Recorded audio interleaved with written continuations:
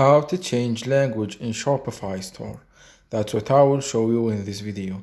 But before we begin, make sure to subscribe to the channel and ring the bell to get notified whenever a new video is uploaded. With that said, let's get started. So go ahead and navigate to your Shopify admin, and once you're there, click on the three lines at the top left of the screen.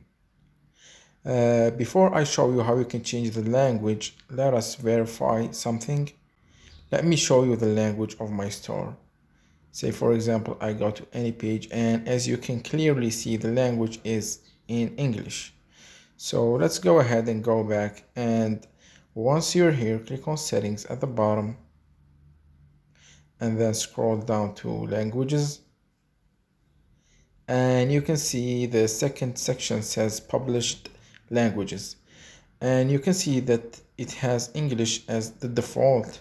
So click on change default next to it, and it will give you this languages drop down menu from which you can find a large list of languages that you can choose from. Say for example, I want to change the language of my store to French. I will click on it, then I will click on save, and once the language has been saved, you can go back and let's refresh this page. And as you can see, the language has been changed to French. So yeah, it's that easy and simple. That's how you can change your Shopify store language.